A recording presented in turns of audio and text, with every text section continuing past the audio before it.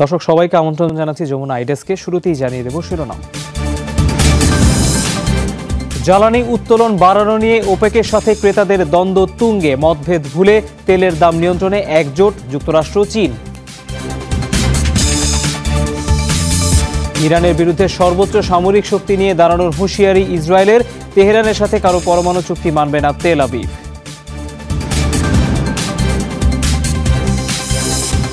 অভিবাসন সংকট নিয়ে বেলারুশ ইইউ টানাপোড়েন অব্যাহত। রাজনৈতিক উদ্দেশ্য হাসিলে ঘৃণ্য কৌশল নিয়েছে লুকাশেঙ্কো প্রশাসন, অভিযোগ ইইউর।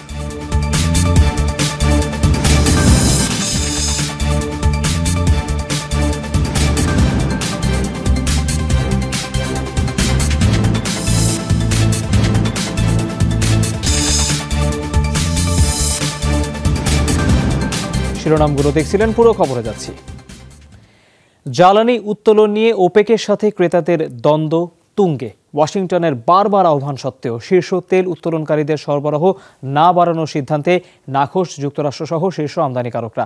জ্বালানি তেলের দামে লাগাম টানতে চীন, যুক্তরাষ্ট্রের মতো দুই বৈরী দেশও জোট বেঁধেছে। একই পথে হাঁটছে জাপান, দক্ষিণ কোরিয়া, ভারত ও যুক্তরাজ্য।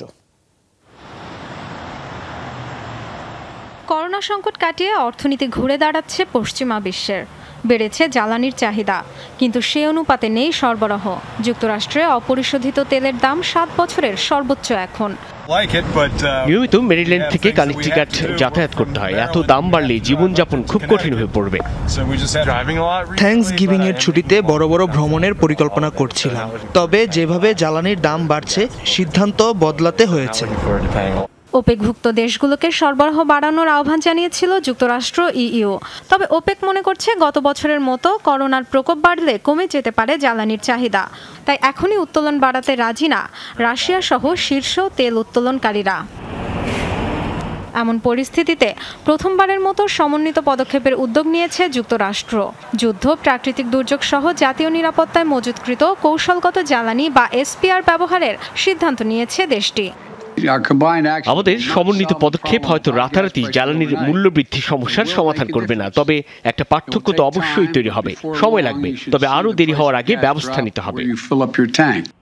মজুদ থেকে 50 লাখ ব্যারেল জ্বালানি ছাড়ার ঘোষণা দিয়েছে ভারতও। যুক্তরাজ্য ছাড়বে 15 লাখ ব্যারেল তেল। ওয়াশিংটনের আহ্বানে সাড়া দিয়ে জরুরি মজুদ ব্যবহারের সিদ্ধান্ত নিয়েছে প্রতিপক্ষ বেইজিংও। জাপান ও দক্ষিণ কোরিয়াও অনুসরণ করছে সে পথ। তবে এসব পদক্ষেপ বাজারকে কতটুকু স্থিতিশীল করতে পারবে তা নিয়ে সন্দেহ আছে বিশ্লেষকদের। তেল ছাড়ের এই কৌশল বড়জোর 3 মাস কাজ করতে পারে, তবে ততদিনে কিন্তু 90 দিনের মজুদ কমে যাবে। একমাত্র তেলের উৎপাদন বৃদ্ধি কার্যকর সমাধান, আর সেটা ওপেকের হাতেই। তেল নিয়ে ওপেক ও রাশিয়ার সাথে এই দ্বন্দ্বকে নতুন স্নায়ুযুদ্ধ হিসেবে দেখছেন বিশ্লেষকরা। Dorothy Tasrin, Jamuna news. ওহাইওর 2টি কাউন্টিতে মাত্রাতিরিক্ত ব্যথানাশক ঔষধ সরবরাহের জন্য 3টি ফার্মেসিকে দায়ী করলেন যুক্তরাষ্ট্রের এক আদালত। মঙ্গলবার মাইলফলক এই মামলার রায়ে বলা হয়, ওয়ালগ্রিনস, বুটস অ্যালায়েন্স, সিভিএস এবং ওয়ালমার্ট নেশাজাতীয় ওষুধগুলো সরবরাহ করত। আগামী শুনানিতে 2টি কাউন্টিকে কী পরিমাণ ক্ষতিপূরণ দেবে কোম্পানিগুলো সেটি নির্ধারণ করবেন আদালত। সিভিএস জানিয়েছে এই বিচারের বিরুদ্ধে তারা আবেদন করবে। বাকি 2 প্রতিষ্ঠানের তাৎক্ষণিক কোনো প্রতিক্রিয়া পাওয়া যায়নি। গেল 2 দশক ধরে মার্কিনীরা হতাশা এবং অবসাদ দূর করতে ফেন্টানিল ও অক্সিকন্টিনের মতো ব্যথানাশক ওষুধের প্রতি আসক্ত হয়ে পড়েন, যেগুলোর ওভারডোজের কারণে 1999 থেকে 2019 সাল পর্যন্ত 5 লাখ মানুষের মৃত্যুর রেকর্ড করা হয়। সহিংস ইথিওপিয়া থেকে নিজ নাগরিক কর্মকর্তাদের দ্রুত দেশে ফেরার আদেশ দিল ফ্রান্স ও জার্মানি। মঙ্গলবারই দেশ দুটির পররাষ্ট্র মন্ত্রণালয় এই নির্দেশনা জারি করে। এর আগে তুরস্ক দেশটি থেকে নিজ নাগরিকদের ফেরানোর ঘোষণা দেয়। গেল সপ্তাহে একই সিদ্ধান্ত নেয় যুক্তরাষ্ট্র ও ব্রিটেন। পরিস্থিতি ঘোলাটে হয়ে ওঠায় অস্থায়ী দপ্তরে কর্মকর্তাদের দ্রুত স্থানান্তরের কথা জানিয়েছে জাতিসংঘ। দাবি, নিরাপদ দূরত্ব থেকেই বহাল রাখা হবে সহযোগিতা। গুরুত্বপূর্ণ রাজ্যগুলোতে নিয়ন্ত্রণ প্রতিষ্ঠার পর রাজধানী আদ্দিস আবাবার কাছাকাছি পৌঁছে গেছে টাইগ্রে অঞ্চলের বিদ্রোহীরা। তাদের ঠেকাতে ফ্রন্ট লাইনে যুদ্ধ করার ঘোষণা দিয়েছেন শান্তিতে নোবেলজয়ী প্রধানমন্ত্রী আবিই আহমেদ। আফ্রিকার দেশটিতে জারি রয়েছে 6 মাসের জরুরি অবস্থা। গেল বছর থেকে ইথিওপিয়ার ক্ষমতাকে কেন্দ্র করে চলছে সরকার ও টাইগ্রে বিদ্রোহীদের সহিংসতা। ইরানের বিরুদ্ধে সর্বোচ্চ সামরিক শক্তি নিয়ে দাঁড়ানোর হুঁশিয়ারি দিল ইসরায়েল। পরমাণু আলোচনা ইস্যুতে আইএইএ প্রধান যখন তেহরান সফর করছেন, সে সময়ে এমন হুমকি এলো। ইরানের সাথে কোনো আন্তর্জাতিক চুক্তি মেনে নেওয়া হবে না, এমনটাই জানিয়েছেন ইসরায়েলি প্রধানমন্ত্রী। বহুল প্রতীক্ষিত পরমাণু আলোচনার জন্য ইরানে অবস্থান করছেন IAEA প্রধান রাফায়েল গ্রোসি। তেহরানের সাথে সমঝোতার জন্য যখন তোড়জোড় চলছে দুপক্ষেই, তখন ভিন্ন চিত্র তেল আবিবে। ইসরায়েলের স্পষ্ট বার্তা, জাতিসংঘের উদ্যোগে ইরানের সাথে হওয়া কোনো ধরনের চুক্তি মেনে নেওয়া হবে না। প্রয়োজনে সর্বোচ্চ সামরিক শক্তি নিয়ে ইরানের মুখোমুখি হওয়ার হুমকিও দেয়া হয়। এর আগে 2015 সালে হওয়া ইরান ও 6 পরমাণু চুক্তির কঠোর সমালোচনা করে তেল আবিব। পরমাণু শক্তির ছায়ায় ইরান তার মিত্রদের নিয়ে নতুন শক্তি হিসেবে আবির্ভূত হতে চায়, কিন্তু আমরা তা হতে দেব না। প্রয়োজনে সর্বোচ্চ শক্তি নিয়ে দেশটির মুখোমুখি হব। দিনকে দিন ইরান শক্তিশালী হয়ে উঠছে, এটা সবাই দেখছে। তাই আমরা দ্বিতীয়বার কোনো পরমাণু চুক্তি হতে দেব না। এরই মধ্যে ইরান বিরোধী অভিযানের জন্য বিভিন্ন পদক্ষেপ নেওয়া হয়েছে বলে জানায় ইসরায়েলের প্রতিরক্ষা দফতর। অভিযোগ, ইসরায়েলে হামলার জন্য নতুন সামরিক ঘাঁটি তৈরি করেছে ইরান। ইরান তার দক্ষিণ অঞ্চলের দুটি দ্বীপ চাবাহার এবং কেশমে এ ড্রোনের জন্য বিশেষ ঘাঁটি তৈরি করেছে, যেখানে শহীদ ড্রোন মোতায়েন করা হয়েছে। আমরা নতুন করে প্রতিরক্ষা ব্যবস্থা নিয়েছি। যেসব দেশ ইরান বিরোধী অবস্থান নিয়েছে তাদের জন্য এটা একটা বড় সুযোগ। আমরা একসাথে হয়ে প্রতিরোধ ব্যবস্থা গড়ে তুলতে পারি। এর আগে চলতি মাসে দফায় দফায় সামরিক মহড়া চালায় ইরান। মীর মুশফিক হাসান, যমুনা নিউজ। 2022 সালের মার্চ নাগাদ ইউরোপে আরও 7 লাখ মানুষের মৃত্যু হবে করোনায়। মঙ্গলবার এই সতর্কবার্তা দিল বিশ্ব স্বাস্থ্য সংস্থা। হুঁশিয়ারি, ইউরোপীয় অঞ্চলে এখনও মহামারীর জোরালো খপ্পরে রয়েছে। এক প্রতিবেদনে WHO দেখিয়েছে, সেপ্টেম্বরের শেষ দিকে ইউরোপে দৈনিক গড়ে 2000 মানুষের মৃত্যু হতো। সম্প্রতি সংখ্যাটি দ্বিগুণ হয়েছে। WHOর হিসাবে ইউরোপীয় অঞ্চলে গঠিত 53টি দেশ নিয়ে এসব দেশে এরই মধ্যে করোনায় 15 লাখ ছাড়িয়েছে মৃত্যু। সংস্থাটি বলছে, আগামী বসন্ত নাগাদ এসব দেশে মোট প্রাণহানি 22 লাখ ছাড়িয়ে যাবে। বিশ্ব স্বাস্থ্য সংস্থার দাবি, মূলত 3টি কারণে ইউরোপে সংক্রমণ বাড়ছে: ডেল্টা ভ্যারিয়েন্টের বিস্তার, ভ্যাকসিন ইস্যুতে উদাসীনতা এবং করোনাকে হুমকি না ভাবা।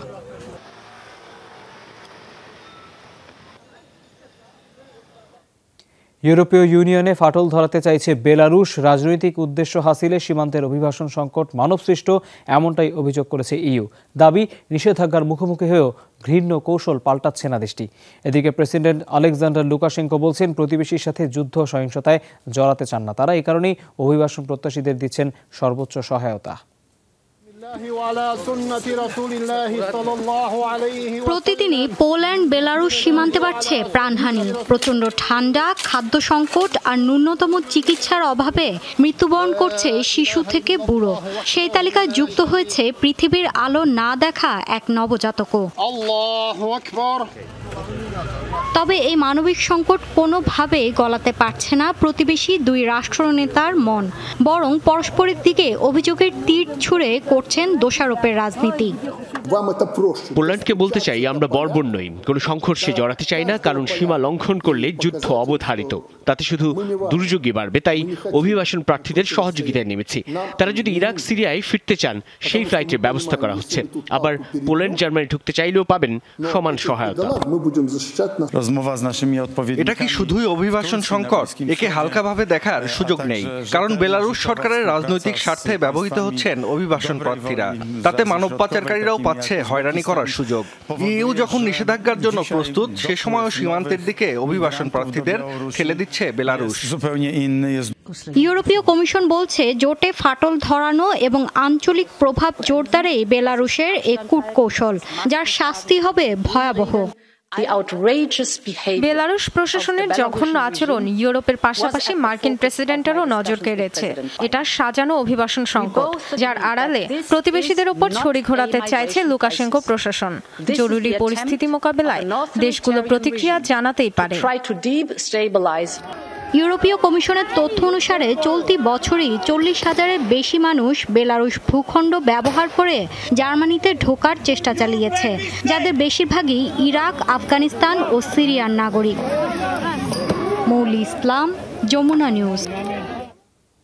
রাশিয়ার সাথে চলমান উত্তেজনার মাঝে ইউক্রেনকে দুটি টহল জাহাজ দিল যুক্তরাষ্ট্র। মঙ্গলবার কৃষ্ণসাগরের ওডিসা বন্দরে পৌঁছায় জাহাজ দুটি।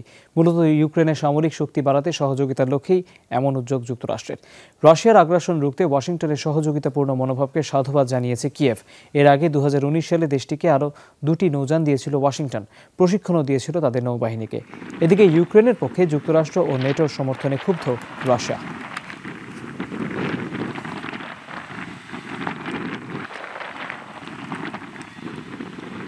অভাবনীয় ঘটনা ঘটেছে যুক্তরাষ্ট্রের মিশিগান রাজ্যের শহর হ্যামট্রামিকে। সামনে বেশ কিছুদিন রাষ্ট্রবিজ্ঞানী, সচেতন মুসলিম ও মুসলিম বিদ্বেষীদের নজর থাকবে সেখানে। সাম্প্রতিক ভোটে শহরটির মেয়র ও কাউন্সিলম্যান হিসেবে যারা নির্বাচিত হয়েছেন তারা সবাই মুসলিম। এর মধ্যে দুজন আবার বাংলাদেশি বংশোদ্ভূত। যুক্তরাষ্ট্রের ইতিহাসে এই প্রথম পুরোপুরি মুসলিম জনপ্রতিনিধি পরিচালিত শহরটির খবর জানিয়েছেন সহকর্মী ইকবাল ফেরদৌস। যুক্তরাষ্ট্রের বুকে যেন এক টুকরো বাংলাদেশ।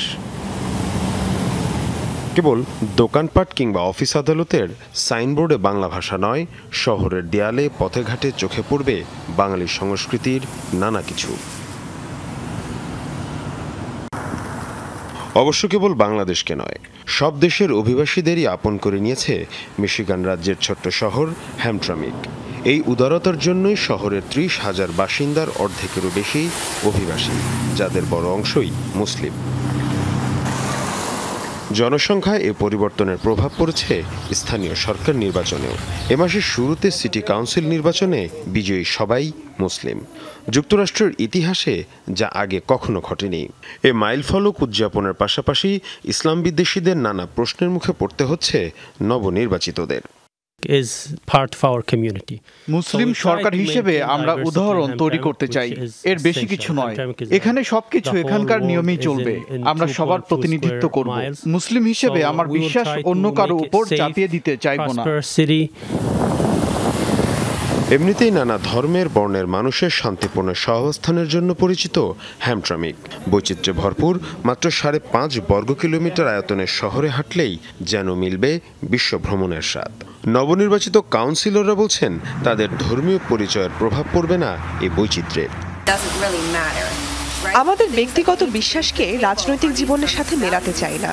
শহরের 50 ভাগই মুসলিম, তবে সংখ্যালঘুরা যাতে বঞ্চিত মনে না করে সেটাও খেয়াল রাখবো। সততা, স্বচ্ছতা, শক্তিশালী নেতৃত্ব, সদিচ্ছার মতো ইসলামিক মূল্যবোধগুলো প্রদর্শন করতে হবে। এটা যুক্তরাষ্ট্রের প্রথম শহর যেখানে সব জনপ্রতিনিধি মুসলিম, তাই অনেকেরই নজর আছে এখানে। আমাদের প্রমাণ করতে হবে মুসলিমরাও নেতৃত্ব দিতে পারে, পরিবর্তন আনতে পারে। মেয়র ছাড়াও হ্যামট্রামিক সিটি কাউন্সিলের সদস্য 6 জন, এর মধ্যে 2 জনই বাংলাদেশি বংশোদ্ভূত। তাদের বিশ্বাস অল্প সময়ের মধ্যেই হ্যামট্রামিকের মেয়র হবেন কোনো বাংলাদেশি। ধর্ম সিটি হলের বাইরে, সিটি হলের ভিতরে আমরা আমেরিকান। আগামী ইলেকশনে মেয়র হওয়াটা তেমন কোনো বড় ব্যাপার আমি দেখতেছি না। এখন আশা রাখি মেয়র বাঙালি হতে পারবে। যুক্তরাষ্ট্রের মোট জনসংখ্যার 1% অর্থাৎ 38.5 লাখ মানুষ মুসলিম। মার্কিন গবেষকদের ধারণা 2050 সালের মধ্যে এর সংখ্যা দ্বিগুণ হবে। মীর মুশফিক হাসান, যমুনা নিউজ। যুক্তরাষ্ট্রের উইসকনসিনে ক্রিসমাস প্যারেডে হামলাকারীর বিরুদ্ধে অভিযোগ গঠন করেছে পুলিশ। মঙ্গলবার আদালতে তোলা হয় ড্যারেল ব্রুকসকে। 5টি হত্যা মামলায় অভিযোগ গঠন করা হয়েছে তার বিরুদ্ধে। অভিযোগ প্রমাণিত হলে যাবজ্জীবন সাজা হতে পারে। শুনানির সময় কাঁদতে দেখা যায় তাকে। এদিকে গাড়ি চাপা দেয় ওই ঘটনায় 8 বছর বয়সী আরেক শিশুর মৃত্যুর পর প্রাণহানি বেড়ে দাঁড়িয়েছে 6 জনে। গত রোববার বড়দিনের এক প্যারেডে এলোপাথারিভাবে গাড়ি চালিয়ে যায় ব্রুকস। ঘটে হতাহতের ঘটনা, আহত হয় শিশুসহ 62 জন। চলতি মাসের শুরুতেই গাড়ি দিয়ে পথচারী এক নারীকে ধাক্কার ঘটনায় মামলা হয়েছিল তার বিরুদ্ধে। পরবর্তীতে $1000 বিনিময়ে তিনি জামিন পান।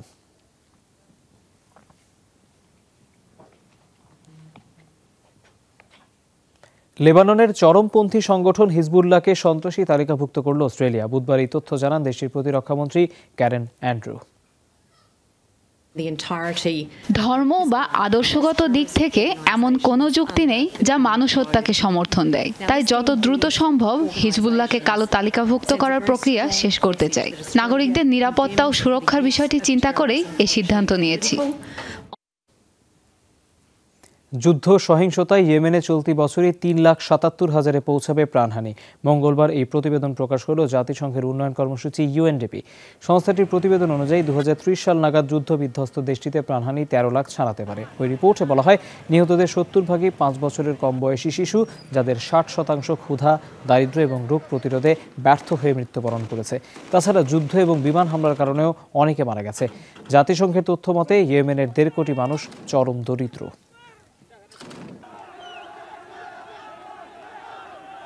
ব্রাজিলে একটি ফুটপাত ধসে গুরুতর আহত কমপক্ষে 33 জন। মঙ্গলবারের দুর্ঘটনার পর সবাই হাসপাতালে চিকিৎসাধীন। দেশটির জয়েনভিল্লে শহরে চলছিল ক্রিসমাসের আগাম অনুষ্ঠান। সেটি দেখার জন্যই জড়ো হয়েছিলেন বিপুল সংখ্যক মানুষ। হঠাৎই ধসে পড়ে পায়ে চলার পথটি। আহতদের মধ্যে রয়েছে 12 শিশু এবং 21 প্রাপ্তবয়স্ক ব্রাজিলিয়ান। অনেকেই সড়কের সাথে লাগোয়া নদীতে যেয়ে পড়েন। তাদের উদ্ধারে 40 মিনিটের মতো বন্ধ রাখা হয় অনুষ্ঠানটি। ফায়ার সার্ভিস এবং হাসপাতাল কর্মীদের সহযোগিতায় উদ্ধার হন এসব মানুষ। বর্তমানে সবাই আশঙ্কামুক্ত।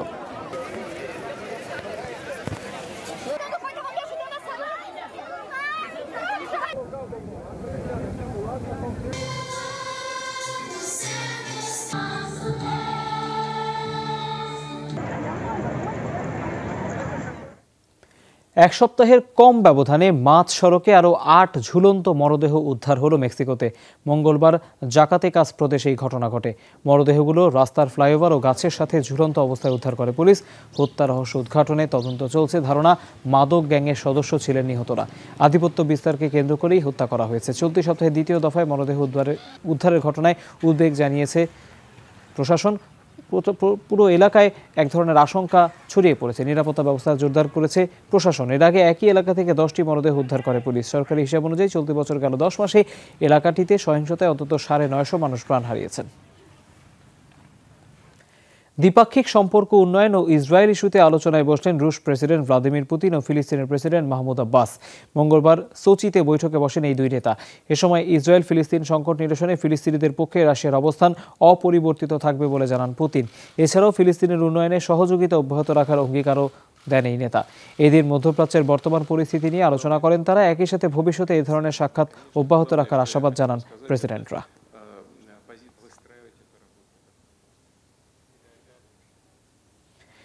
থ্যাঙ্কসগিভিংয়ের খাবার বন্টন করলেন খোদ মার্কিন প্রেসিডেন্ট জো বাইডেন এবং ফার্স্ট লেডি জিল। মঙ্গলবার ওয়াশিংটনে সেই কমিউনিটি কিচেনে হাজির হন ভাইস প্রেসিডেন্ট কমলা হ্যারিস এবং সেকেন্ড জেন্টলম্যান ডগ এমহফো। হাতে হাতে তারা বক্সে বিতরণ করেন টার্কির মাংস, আলু, শিম এবং তরকারি। খাবারগুলো চলে যাবে এতিমখানা, বৃদ্ধাশ্রম এবং দরিদ্র মার্কিনীদের কাছে। ক্রিসমাসের আগে পরিবার ও বন্ধুদের সাথে সময় কাটানোর জন্য থ্যাঙ্কসগিভিং ডে উদযাপন করেন পশ্চিমারা।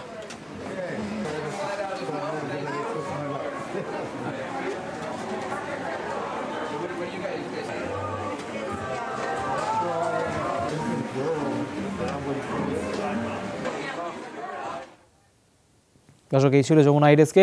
এতক্ষণ সাথে থাকার জন্য ধন্যবাদ সবাই।